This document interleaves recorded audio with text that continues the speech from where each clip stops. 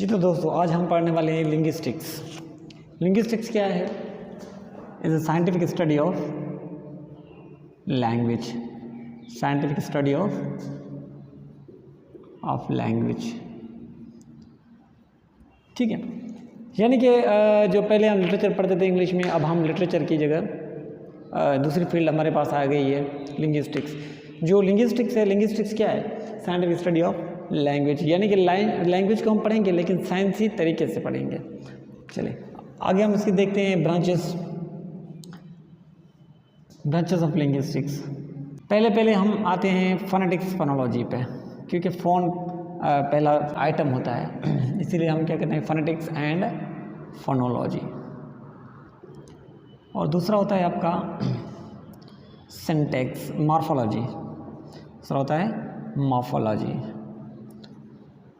और तीसरा होता है सिंटैक्स। सिंटैक्स के second language learning theories.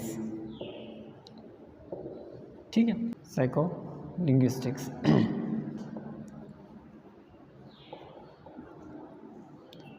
English for academic purpose, यानी इसे हम कहते हैं EAP। इसके बाद इंग्लिश फॉर स्पेसिफिक पर्पस, आपका कौन सा पर्पस है, आप किसके लिए, किस पर्पस के लिए अंग्रेजी सीख रहे हैं, स्पेसिफिक पर्पस। ठीक है, इसे हम कहते हैं ESP। और मटीरियल डेवलपमेंट,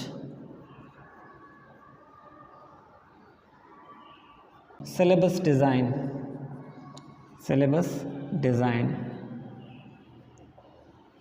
LT यानी इंग्लिश लैंग्वेज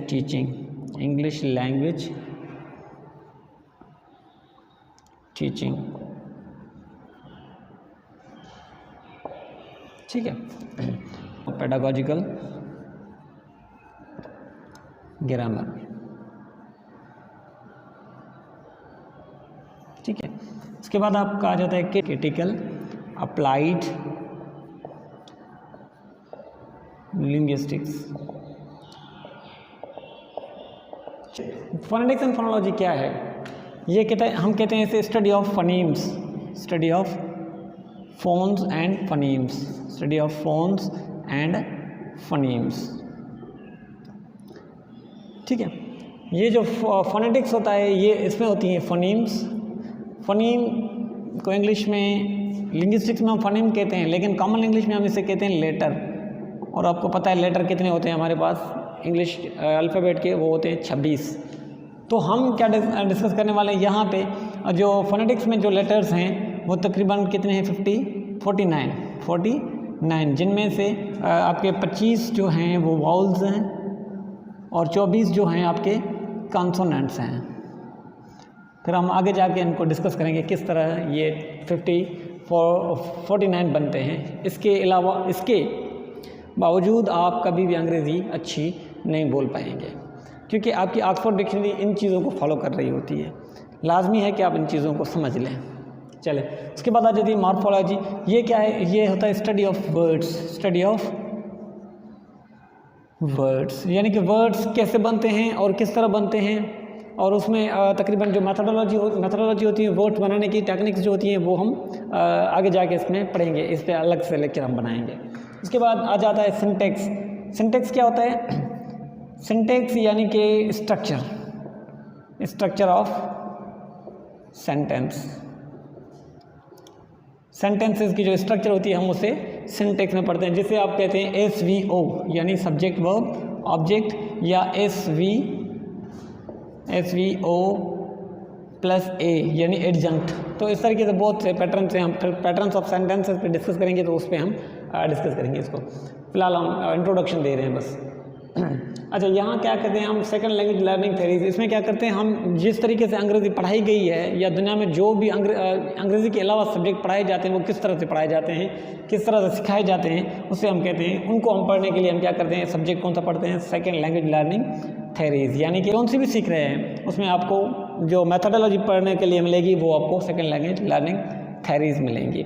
उसमें से आपको मैं जो जनरल बहुत मशहूर हैं मेथड्स वो बता देता हूँ। GTM यानी ग्रामर ट्रांसलेशन मेथड, उसके बाद आपका आ जाता है ऑडियो विजुअल मेथड, यानी कि पहले था ऑडियो मेथड, उसके बाद था ऑडियो विजुअल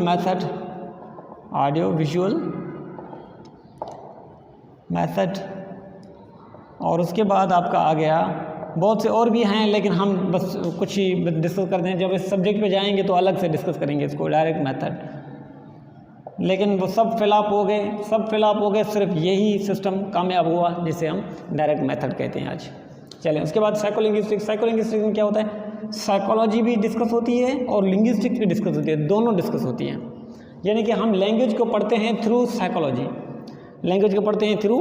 साइकोलॉजी, जिसमें आपने बड़ा नाम सुना होगा नोम चॉम्स्की। तो नोम चॉम्स्की साहब ने क्या कहा था कि ये जो साइकोलिंग्विस्टिक्स है, यानी कि लैंग्वेज जो है वो एक दिमाग में एक डिवाइस होती है जिसे कहा जाता है लेड, यानी लैंग्वेज एक्विजिशन डिवाइस।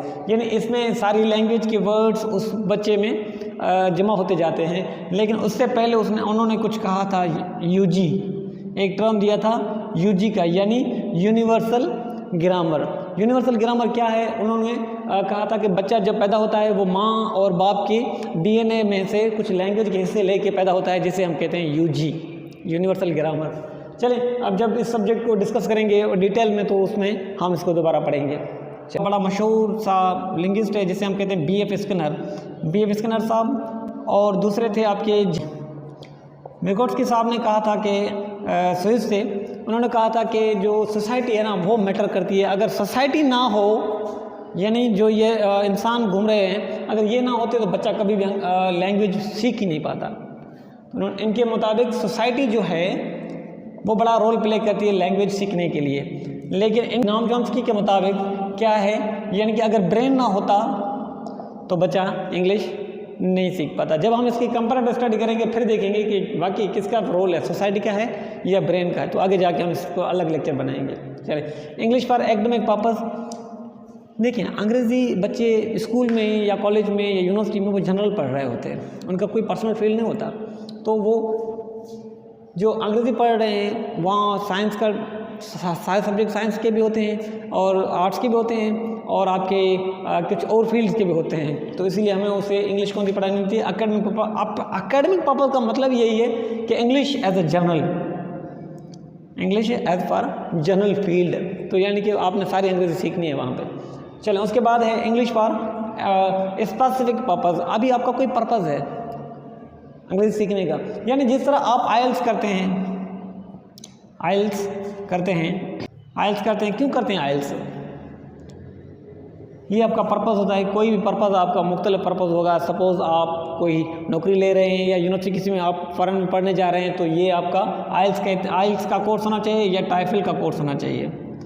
तो ये आपका स्पेसिफिक पर्पस हो गया ये चीज़ करने का। अंग्रेज़ी आप एक पर्पस के लिए पढ़ रहे हैं, कौन सा पर्पस है आपका पर्पस है किसी फ़ॉरेन में जॉब करने के लिए या किसी यूनिवर्सिटी में एडमिशन के लिए आप ये चीज़ कर रहे होते हैं। तो आपका एडमिशन पर्पस था और जब आपका पर्पस था इसीलिए आप अंग्रेज़ी सीख रहे थे, वरना आपको अंग्रेज़ी सीखने की ज़रूरत या नहीं थी शायद, इसीलिए आप सीख रहे हैं। चले, उसके बाद मटेरियल डेवलपमेंट, यानी आप जो भी मटेरियल बना रहे हैं ना अंग्रेज़ी पढ़ाने के लिए, तो वो आपको मटेरियल किस तरह बनाना है और क्या क्या पढ़ाना है बच्चे को, क्या क्या नहीं पढ़ाना। उसके बाद सिलेबस डिज़ाइन है, यानी मटेरियल और सिलेबस में फ़र्क क्या है, बड़ा खास फ़र्क तो नहीं है, लेकिन सब्जेक्ट अलग अलग हैं तो हमें देखना चाहिए कि क्या क्या है इसमें। मटेरियल में आप मेथड भी देखते हैं, मेथडोलॉजी भी देखते हैं, कंटेंट भी देखते हैं। मेथडोलॉजी और कंटेंट भी देखते हैं कि कंटेंट कौन सा हो बच्चे को पढ़ाने के लिए, ठीक है। लेकिन यहाँ सिलेबस में हमने क्या होता है, सिलेबस है ही कैरिकुलम ना, तो यानी कि इसमें आपने सिर्फ क्या करना होता है, कंटेंट बनानी होती है कि कंटेंट क्या है, बस, ठीक। उसके बाद आप आ जाएँ इंग्लिश लैंग्वेज टीचिंग। इसमें क्या होता है कि हमें इंग्लिश कैसे पढ़ानी चाहिए, जिसमें आप एक टेस्ट का नाम देखेंगे टैसल, यानी teaching English as a second language.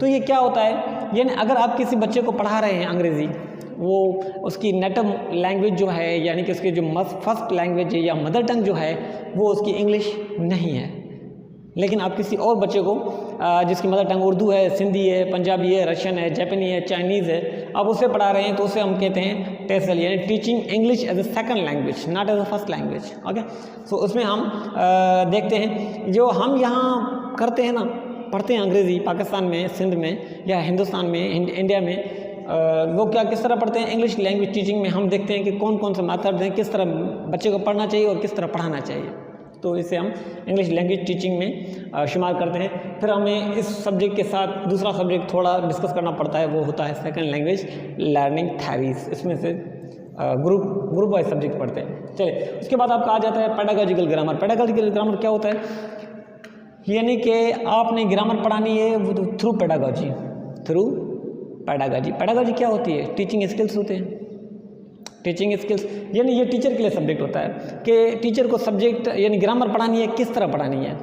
तो ये पेडागॉजिकल ग्रामर हम जब डिस्कस करेंगे डिटेल में तो उस वक्त हम ऐसे पढ़ेंगे। चलिए, उसके बाद आपका आ गया क्रिटिकल अप्लाइड लिंग्विस्टिक्स। इसमें क्या होता है, अप्लाइड लिंग्विस्टिक्स है, ठीक है, यानी कि कोई भी चीज़ आप कर रहे हैं वो अप्लाई भी कर रहे हैं, तो उसे हम अप्लाइड कहते हैं। बाकी लिंग्विस्टिक्स लैंग्वेज है, यानी लैंग्वेज जो अप्लाई की गई है सोसाइटी में उसे हम कहते हैं अप्लाइड लिंग्विस्टिक्स। लेकिन यहाँ पे लफ्ज़ क्रिटिकल है, क्रिटिकल को देखेंगे तो यानी कि जिस तरह लैंग्वेज की सोसाइटी में एक इम्प्लीमेंटेशन है उसको हम देखना होता है।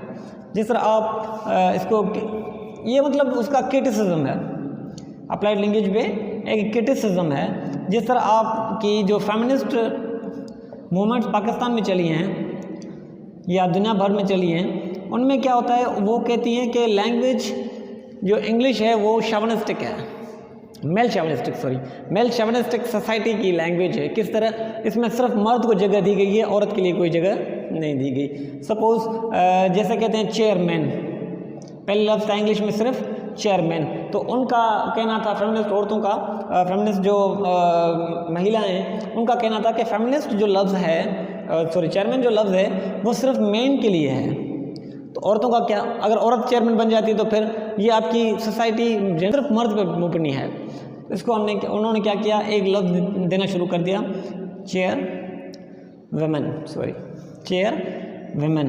तो इसीलिए एक नया न्यूट्रल लफ्ज़ इंग्लिश में आया जिसे कहते हैं हम चेयर पर्सन में क्या होता है, पर्सन में मेन भी आ जाता है और वेमेन भी आ जाता है। तो इसी तरीके से ये जो लैंग्वेज है वो क्रिटिकल अप्लाई लैंग्वेज, यानी जो अप्लाई आप कर रहे हैं लैंग्वेज उसी में भी आपका बड़े मसले हैं। वो कौन से मसले हैं वो इसी सब्जेक्ट में हम पढ़ते हैं। ठीक है, wish you all the best. हम दूसरे लेक्चर में कंटिन्यू करेंगे आगे इसकी ब्रांचेस को।